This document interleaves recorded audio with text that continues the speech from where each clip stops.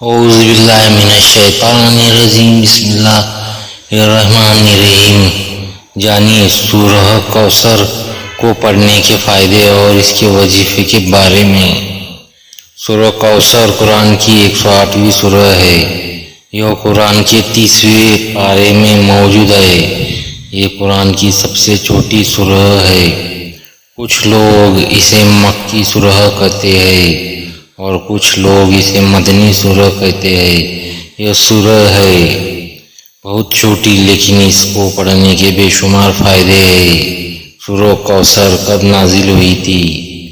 یہ سورہ تب نازل ہوا تھا جب ہمارے پیارے نبی حضرت محمد مصطفیٰ صلی اللہ علیہ وسلم بہت برے دور سے گزر رہے تھے۔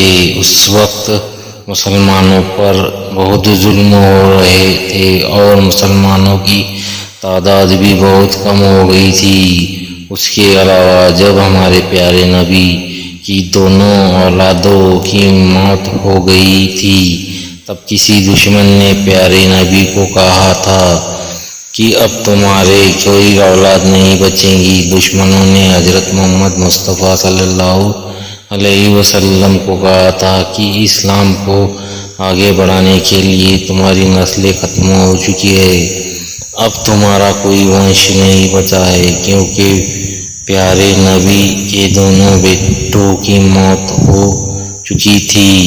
اس وقت ہمارے نبی کی 2 سے 3 بیٹیاں بھی تھیں، لیکن اس وقت بیٹوں کو ہی ونش چلانے والا مانا جاتا تھا۔ دشمنوں نے آپ کو بہت مذاق بنایا۔ ایسے برے اور مشکل وقت میں اللہ نے سورہ کوثر کو نازل کیا۔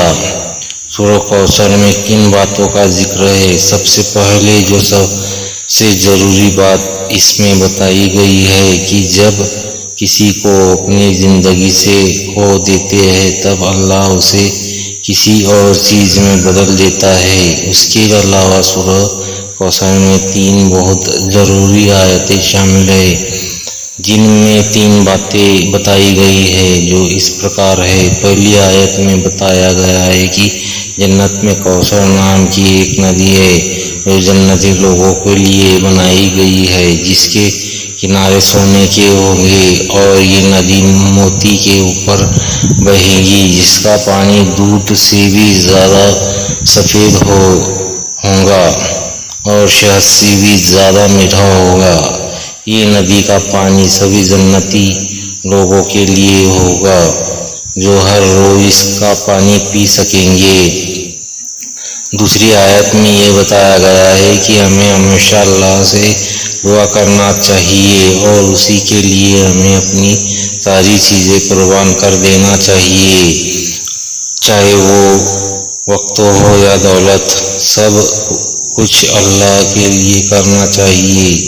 اس سے یہ مطلب ہے کہ جب آپ کی دور چیز اللہ پر قربان کرتے ہو تب اللہ آپ کو اور زیادہ دیتا ہے۔ اس آیت میں اللہ نے پیارے نبی کو اونٹ کی قربانی کرنے کا بھی حکم دیا تھا۔